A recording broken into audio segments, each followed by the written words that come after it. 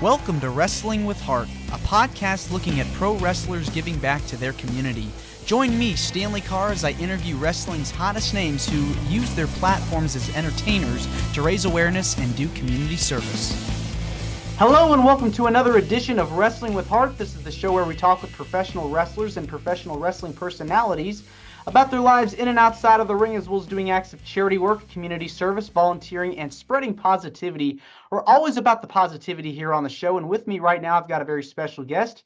You may know her from her time on Glow as Sunny the California Girl. She is an actress, model, radio talk show host. Pleased to welcome the one, the only Patricia Summerland to the show. Welcome, Patricia, to Wrestling with Heart. Hi, thank you, Stanley, for having me. Yes. I love it, Wrestling with Heart, because that's what we do. Everything in life is with the heart, and it should be. Yes, I appreciate that very much. So let's get started. Tell me about your childhood. Where are you from? Okay, so I am true to my character, first of all, for everyone who's listening, because a lot of wrestling characters are in Glow come alive as, real life superheroes. I was born and raised in Los Angeles, California. So I'm a true blue. So my character, Sunny, was invented because I, as a child, would run to the beach. I hung out by the pool. I had fun in the sun always. So I was always super tan and rollerblading, roller skating. I did all that. So Sunny the California Girl is true to Patricia Summerland from Los Angeles, California. And by the way, I had a fun childhood. Quite interesting though. Boy, I mean, it's going to be, there's so much to tell, Stanley. So it's going to be in my book and movie. It's a 3-part book and movie series, by the way, which I'm blessed to have a wonderful author. I'm so excited. But anyway, we'll get into that. Yes. So California, very beautiful, gorgeous weather. It's very pretty. Yes, it is. But, sadly enough, I left California last year and moved to Arizona. Okay. So I am now here in Glendale, Arizona. Yeah. And I love it. There's wrestling here in Arizona too. So I feel loved. I've already attended Phoenix Wrestling as a guest, and I'll attend more, I'm sure. And this is the world of stunt work. So, who knows what's in my future there. What made you decide to move? Well, because California, I'm going to mention my age because here it comes. I'm very proud. I'll be 60 next month, 11/11. So let's hear it for all the 11/11s, and what a beautiful, graceful number. And 11/11 is, how do I put this? It's very meaningful in many ways, but first off for the veterans. So hats off to all our veterans here now and the ones we've lost, to the ones that are continue fighting on 11/11. But that's my birthday. It was changed on my birth certificate to November 12th, but I honor it forevermore 11/11, which is in my butterfly tattoo here. You'll see the 11/11 in the butterfly wing. California was beautiful. I was born and raised in downtown LA. Now, would I set foot in downtown LA? Absolutely in the daytime, not at night. It's not safe. Listen, I'd have to put my real boxing skills to work and stuff like that, and I don't want to. It's just changed over the years, Stanley. Sadly, it's not the pretty California I know. So my family, my daughters uprooted to move to Arizona with my grandsons. And I said, you can't do that without me. Don't you dare. Well, guess what? They did. And here I am, because I have to follow you because family is everything. You know that. And I didn't want to be there alone without my family. It definitely can be scary if you're going by yourself, but if you have a group of people around you, I mean, it makes all the difference in the world. So yeah. Most definitely. Yeah, always travel in crowds. That's definitely right. Was wrestling something you watched as a kid, or is that something you later fell into as far as the television show goes? It's interesting. So I did watch wrestling live at the Olympic Auditorium. If you remember Freddie Blassie, Classy Blassie, Mr. Moto, the Destroyer, Oh my gosh, Andre the Giant, which I was blessed to meet all of them except for, well, I did meet Freddie Blassie, but I was a child. I was a baby, so I don't remember him. But so at the ring, my father was friends because he was a cop security guard with all of them, and he would transport them to our house for dinner, and then he would take them to the hotel, him and my brother. So I got very close. I was 5 years old, to be exact, with my brother and my mother and my father, and we would watch the wrestling matches at the Olympic Auditorium live. And was I frightened? Oh my God. When Freddie Blassie would come out with his cane in the cage, get ready for his fight, and he would take his cane and hit whoever his opponent was at that time in the head, and all this blood, I would see blood, and I was so scared. I was frightened. But full circle, one day, my father was watching Glow on TV on the weekend. And this was obviously the ending of the second season of Glow. And they were auditioning for new Glow girls. So he called me out of my room. I sat down next to him. I said, what's going on, Dad? He goes, watch this. I go, what am I watching? This is women. This is women wrestling. He goes, yeah, they're really good. And they were all different sizes, shapes, colors, and character. Like they had this cool outfits, just like acting when you go in an acting role is so cool. And I'm like, wow, I could maybe do that, but I don't know. So he talked me into Cindy and my headshot. And that's where it all started. And I got called for the audition. And there was probably, I don't know how many women in North Hollywood, California, in Lancashire Boulevard. There was 380, something like that, I want to say. A ridiculous amount of girls trying out for this wrestling show, which I get because so many actresses want to be on TV. So I went in and I got the audition. I went to Las Vegas and tried out. I went through the trials, through the rigorous training, which was military training. Matt Simber put us through, I can't even tell you how brutal it was. And I made it. I made the cut. And there were several cuts, by the way. But they monitor you. They watch you for your character. And that's how I became Sunny. I guess I was goofy and silly, blonde, tan. I was the fun and sun, like Hulk Hogan. I was the female version of Hulk Hogan. So I came out. I had a surfboard. I had Spuds McKenzie. I put them on the turnbuckle. If anyone messed with my Spuds, they're getting it.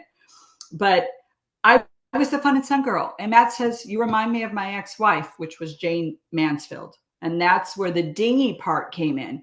And he says, you have to be the bubbly dingy, but you're going to lose. He told me, you're going to lose your matches. I go, what? No, I don't want to lose. So that's where Sunny came in. I played, the loss very well because they thought I was really injured all the time. So apparently I did really good. I had on Hollywood and April Hahn on recently. Yes. And they were the first two, I believe, that made it from the 12 initially that auditioned. So they're telling me their stories about going through the process. I mean, they picked so many people from that cast to go for that role. They didn't even tell, what they were auditioning for. Isn't that crazy? Oh, I know. So the first season and the second season were really different from our season, from the third and fourth season. Our selection was different. There was 70 girls that arrived there and they got knocked off as we went. So then there was 36 of us, the ones that survived the tryouts. So that was pretty cool. Hollywood stayed from the first to the fourth season. She was the only one. April, I think, was just in the first season. Yeah. So yeah, it was so different. Like we had it, we got to tour the states where the first and second did not. We had a bus and we got to fly into Georgia and we started our tour, which was pretty cool. And we got, we did a lot of game shows and things like that. We did a lot of stuff, and we had our skits where I think the first and second were minimal. I know they had them, but they were very minimal. And we didn't have the Glow House in the first and second season. So they didn't get all those perks that we got. Yeah, in a way. So, hats off to the first, especially the first season, because it was fresh. And these girls had no idea what they were getting into, right? Yeah. Well, tell me about your audition, because when you're when you step through those ropes, I mean, it's hard. It's like a whole nother animal in itself from just acting, being able to play a role on TV or film. You're in there taking some bumps. You know, You they say that. hurt. Yeah, yeah. Oh, it hurt because we were in a boxing ring. We weren't even in a legit wrestling ring, first of all. Hmm. Yeah, and it was solid. I mean, there was just plywood under there, and we hit it hard, boy. The outside of the ring, we'd miss the mats because we had thin line mats around the ring, so we'd hit the cement all the time. The training, I think, what's different because since I'm a boxer, people ask me what's the difference. I said there's a big difference. In boxing, you stay on foot unless you get knocked out, of course. In wrestling, you're not on foot. You're flying. You're doing all these acrobatic maneuvers. So you have to know your gymnastics all over again. And that's what's difficult is your timing with your opponent and each move, because one slip, you're a goner, as is my tag team. I actually had a tag team, believe it or not. No, everybody's like, you had a tag team, Sonny? We never see you come out except for with Sonny and Cher and, different ones. But my tag team, Queenie, was injured in the tryouts in the ring. So they sent her home to Tennessee. She was the beauty queen. She'd come out and do the wave, and it would have been Sonny and Queenie. But she froze up in a monkey toss, Hmm. and her collarbone popped out. Yeah, Nanuchka threw her in the turnbuckle, and she was taking her over in a monkey toss, and she froze before she hit the mat. As she hit the mat, that was it. And you can't freeze. You have to stay very lucid. You cannot be fearful and freeze up. And that's what she did. And boom, it was sad. So Sunny was solo. That You was not have good. to really condition yourself and Oh, yeah. like really get into shape to Yes. be a true wrestler, like be able to survive almost pretty Oh, much, be, you know, when these people they take risks, they do all these dives and flips and yeah. get hit hard and everything like that. You have to be able to, come back through all of that. You got to And it's roll it's with the not it's punches. not it's not ballet. It's I very know. hard. Yeah, far from ballet, boy. Um, I think the hardest part is the gymnastics, because I was tall. I always thought I was 5'10", but I'm 5'9", I guess. I went to the doctors the other day. They said, you're 5'9". I go, excuse me, I've been 5'10" forever. So who knows? But in the ring, and so here's the other thing. If you're little, you get to be a flyer. If you're tall, you get to throw, right? Like Big Bad Mama, Mountain Fiji. But I was in the middle. So I got to do both, which I don't know if that was a good thing or a bad thing. So I got thrown a lot and I had to pick up and throw. So that also gave me both variations and experience of how, to land. And it was brutal, especially body slams and pile drivers, because they don't Oh do the man. pile drivers anymore, right? So Beastie would give me a pile driver, and we did this on tour, the same matches over and over. Well, guess what? One night, the timing was off. My hands didn't hit the mat. My head did. My head turned. They thought I broke my neck. I went off to it in a stretcher. This was in Biloxi, Mississippi. And the crowd's going, Sonny, Sonny, oh, will you be okay? I woke up inside the ambulance. They're taking me to the hospital. And luckily I didn't break my neck. It was all muscle tear, ligament tear in the side of my neck. It was brutal. And I still had to do the match the next day because there's nobody to take our place, right? The match must go on. I mean, now if I was really severe, Matt's not going to put me out there, but I told him we had a 2-day break on tour. We worked 5, 2-day break, 5, 2-day break.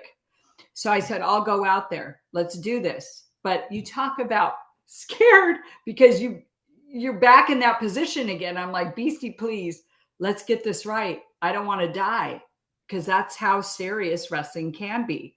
And that's why I hate it when they say wrestling's fake. It's like, no, get in the ring and try it and then come tell me, you know? So that's the truth there, Yeah. Stanley. Yeah, that's the real because it's brutal. When you're training, you're doing all these moves, you're doing these drills, learning how to fall, learning how to bump. I mean, Are there any pieces of advice that the trainers are telling you that you can still recall and stick with you today, even? Oh yeah, I mean, once you were in the ring and you've wrestled more than, let's say, once, and you wrestle over and over, obviously it stays with you. It's like riding a bike. You don't lose that technique. How to land, you've got to catch yourself with your feet and your hands. It's all about the feet and hands, feet and hands, feet and hands, feet and hands before the back. The back is the last to hit. If you hit your back first, you're doing something wrong.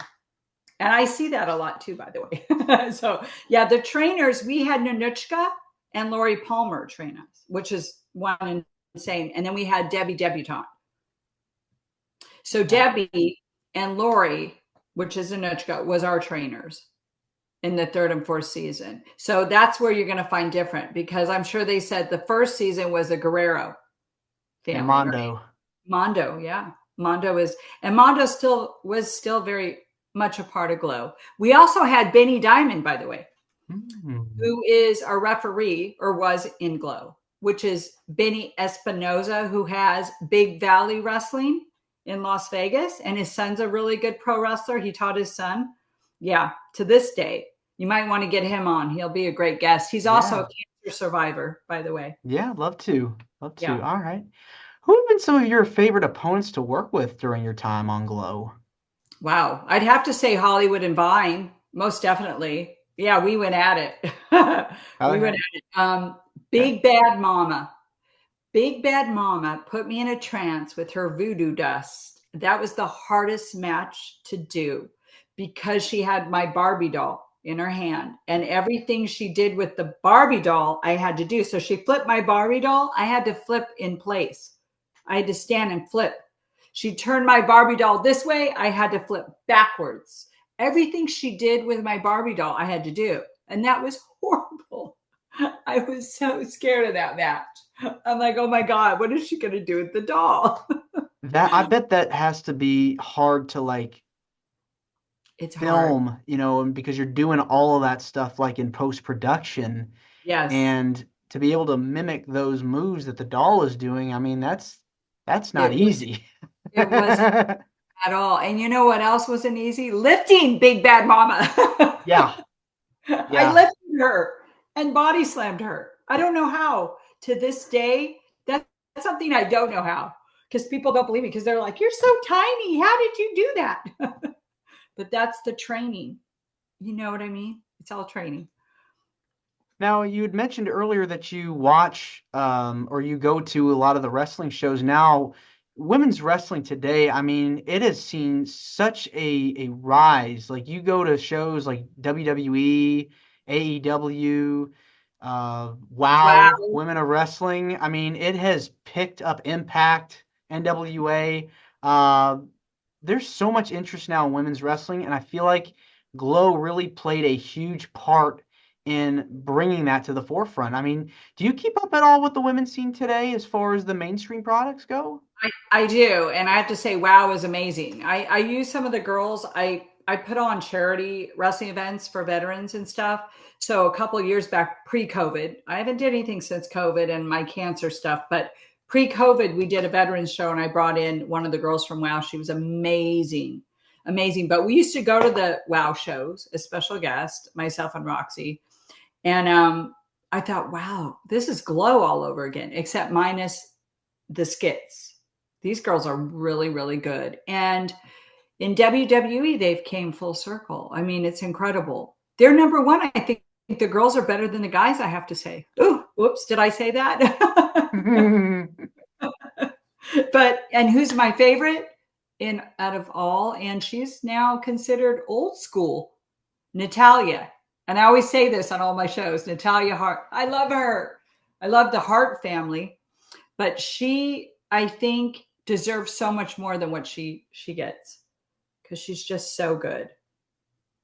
She has just come so far, like a long way, and to see her progression over the years, really, she'll go down the history books as one of the best to ever do it.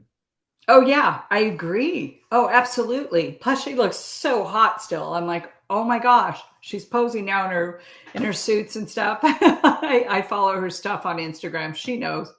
Yeah. All But right. anyway, yeah, she's amazing. I mean, I think anybody who gets in the ring is, because if you actually have the nerve to go in, even just to try out, God bless you, and good for you.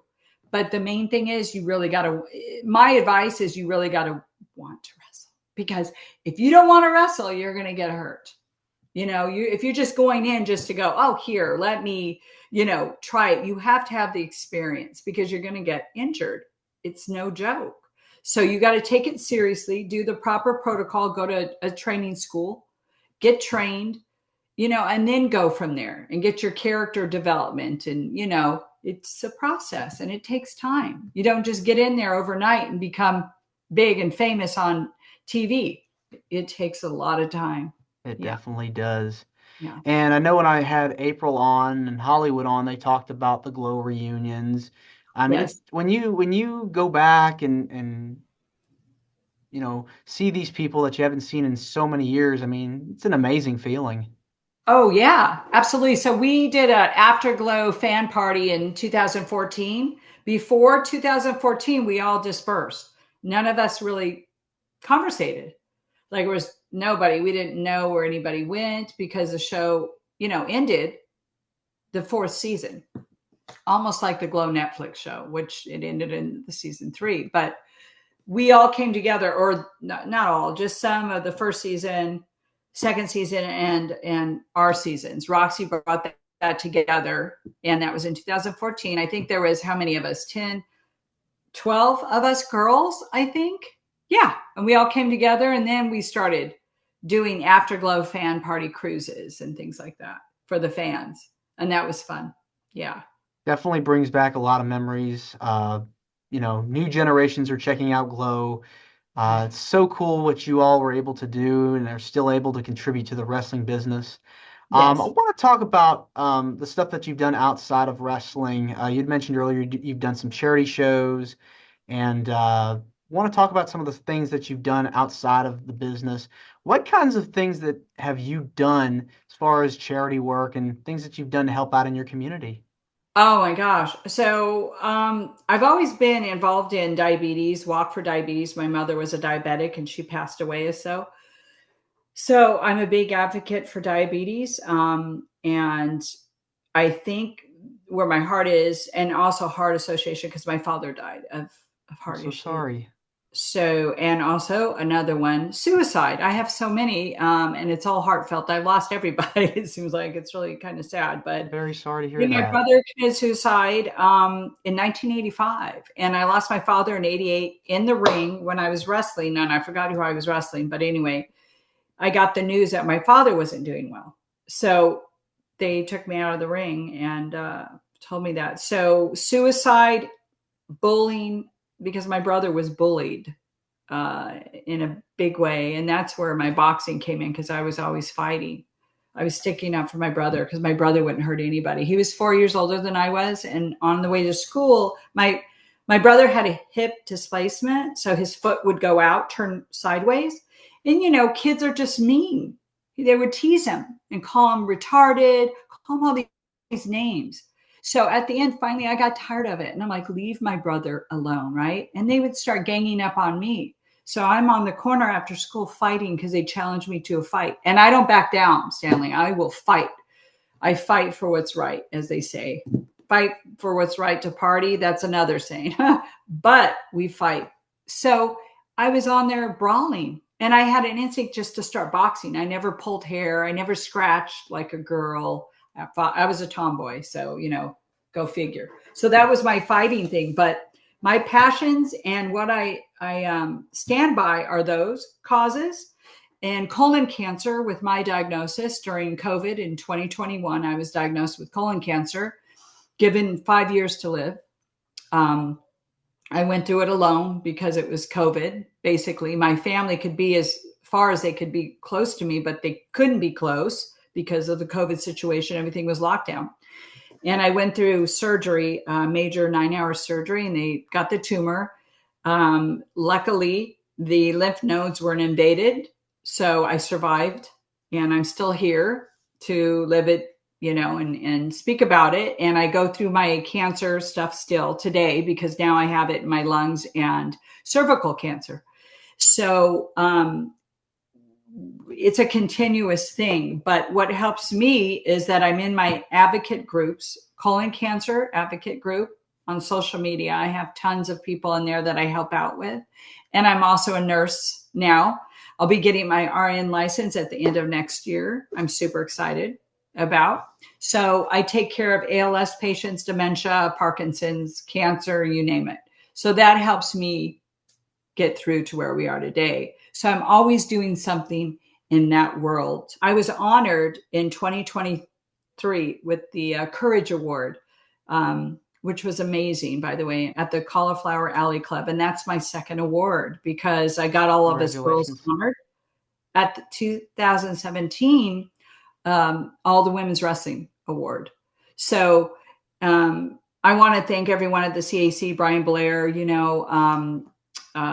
Royal Duncan, Rich Ingling, all the board members, Darla, Barbara, all of them for that award. And, thank you. My heart, it's right by my bed. It's beautiful. And then you see I have the belt, the glow belt. Can you see over there? Yep. That's the glow belt. That's the only glow belt, by the way. Just okay. Here's the funny thing. We didn't get glow belts. We had a crown in glow, right? Everybody knows that. We weren't awarded belts, but I was awarded that belt from the CAC back in 2017.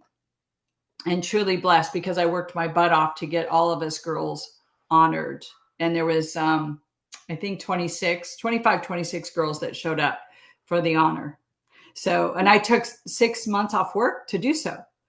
And so they honored me that belt. So any other belt you see out there, they're just making that for the fans or whatnot, But no, I hold on to this one and I will fight for that one.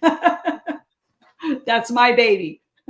You've been through so much, and it's just amazing to see that you've overcome a lot over the years, and still, being able to be with us here. It's a testament to you and the things that you have done, and the fact that you have done so much for other people. I mean, going through so much over the last few years with COVID. I mean, so many people, died and were sick, and it's so sad, when you hear about it, and the effect that, first responders and nurses have had, and doctors on people's lives. I mean, that means so much, it really does. Thank you. And, hats off to all the first responders. And we lost one of the Glow Girls to COVID, Angel, during that time. And that is really sad. And we lost Sally, the farmer's daughter, to colon cancer. We lost Babe, the farmer's daughter, to breast cancer. Quite a few Glow Girls, are up there. And so, and that's why you must live every day. Enjoy it for what it is. I never plan ahead. People ask me, you don't? I go, no, I can't. I mean, it would be nice, but I just don't. I accept each day for what it is. And I thank God each day for getting up and giving me the breath to continue. And that's all you can do, and I bless my family because I'm blessed with 2 beautiful daughters and 2 grandsons. And I can't ask for any more, and a great family, a great CAC family, all the wrestling family, all the fans, everybody. I want to say thank you. Also, I do have t-shirts and I do have my Playboy issue. I still sell, and I have comic books out on my life story as well. So you got to get that from Marvel Comics. Yeah. Patricia, this has been great to speak with you. I want to say thank you so much for coming on to the show. It means a lot to me and to my listeners. If you want to go ahead and plug your socials, so if people want to find out more about you, where people can find more about what you do, please feel free. Absolutely. So on Patricia Summerland Facebook, Instagram, Patricia Summerland. I have a Sunny, the California Girl fan page on Facebook. It is there. I seldom go to that. I interact as Patricia. I just want people to know me because Glow is now gone. And there's a lot of things I do as Patricia before and after Glow that I want them to know. So just reach out to me under Patricia Moore. So I'm on LinkedIn as well. I did have an Instagram. I'm sorry, as Sunny, and it was up there too. I'm kind of sad. I had so many. I think I had like 12,000 followers, and now it's gone. It was hacked, pretty bad hacked. Like I can't get it back. Wow. Sunny cannot get Sunny the California girl back, sadly. So I let that go. But I do have Patricia Summerland, which I'm building it up. It's so hard to keep building because I don't have time to do the hashtags. I don't get into all that. I'm just whatever. I just post because I enjoy posting my passions. Let's see what else. Oh, also Bare Knuckle Hall of Fame. So I just did that, and I'm on the board for the Bare Knuckle Hall of Fame for martial arts at the Martial Arts Museum. And I got a medallion, an award, and I wasn't expecting that. That was pretty cool. But we had Seth Witz and Al Burke, who's a wrestler. Mm-hmm. So they were inducted, right? They just got inducted. And I'm so happy. And we're taking that to Detroit, Michigan next year. And we're celebrating and honoring all the Black superheroes. So we'll have Billy Blank. We're going to have some wrestlers, I can't say yet, who have never had, their time to shine. So we're going to do that. So stay tuned for that one too. Bare Knuckle Hall of Fame. And I'll post things on there as well. And you can reach out to Kevin Copeland. He's the founder of Bare Knuckle. Yeah. All right. And one of my dearest friends and brothers in arms. All right. Thanks again. And you're more than welcome to come back. Yes. Thank you, Stanley. Thank you. All right. Take care. Thank you. You too. Take care. Have a great day and smile. Okay. Of course. Bye-bye. This is Wrestling with Heart. I hope you found this podcast to be informative and entertaining. If you did, please hit the subscribe button and look out for the next edition.